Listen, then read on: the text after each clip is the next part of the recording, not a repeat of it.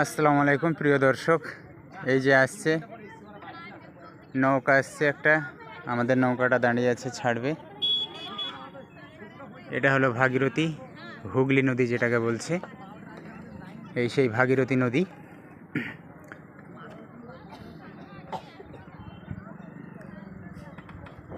যেটা জঙ্গিপুর হয়ে তারপর এদিকে বহরমপুর আধারঘাট হয়ে, এদিকে বেলডাঙ্গার পাশাপাশি হয়ে, রেজিনগর হয়ে, এক কথায় মুর্শিদাবাদের উপর দিয়ে চলে যাচ্ছে, পলাশির পাশাপাশি হয়ে যাচ্ছে, একদম হুগলি নদীর সঙ্গে মিশবে। এই আমাদের নৌকাটা ছাড়লো।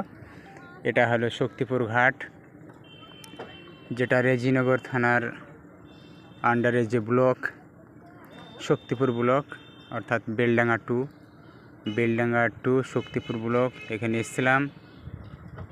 এই যে ঘাট থেকে, রেজিনগর থেকে ঘাট পর্যন্ত মোটামুটি 5 কিমি রাস্তা। ঘাট পার হয়ে এখানে কাছাকাছি, একদম কাছাকাছি, পায়ে হেঁটে 10 মিনিট। এখানে আছে হাই রোড আছে, এই হাই রোড হয়ে যেটা বহরমপুর পৌঁছানো যাবে।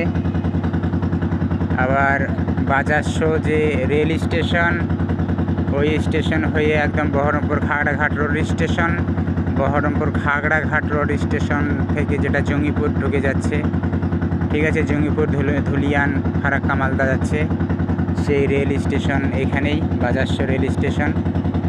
এখান থেকে মাত্র 1.5 কিমি রাস্তা। আর এই যে ভাগীরথী নদী, মাশাআল্লাহ অনেক সুন্দর। পৃথিবীটা, পুরো পৃথিবীটাই সুন্দর। আল্লাহ আমাদের জন্যই সৃষ্টি করেছেন সুন্দর করে বসবাস করার জন্য। সেই আল্লাহর শুকরিয়া আদায় করে আলহামদুলিল্লাহ, সমস্ত প্রশংসা সেই আল্লাহরই জন্য। আমি এসেছিলাম ওবিসির ফর্ম জমা দিতে, রিনিউয়াল অবশ্যই, আগের থেকেই ছিল ওটা রিনিউ করার জন্য, রিনিউয়ালের জন্য।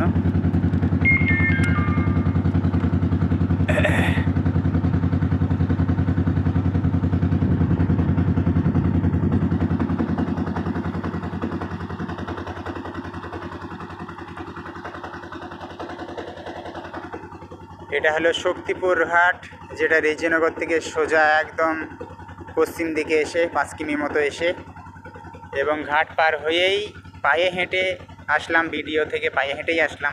10 মিনিট পায়ে হেঁটে, 5-6 মিনিট মতো পায়ে হেঁটেই ওখানে হাই রোড পাবেন। ওখানে ওই হাই রোড দিয়ে একদম বহরমপুর পৌঁছানো যাবে। আবার ওখানে রেলও পাবেন, বাজারশো রেল স্টেশন পাবেন ওখানে।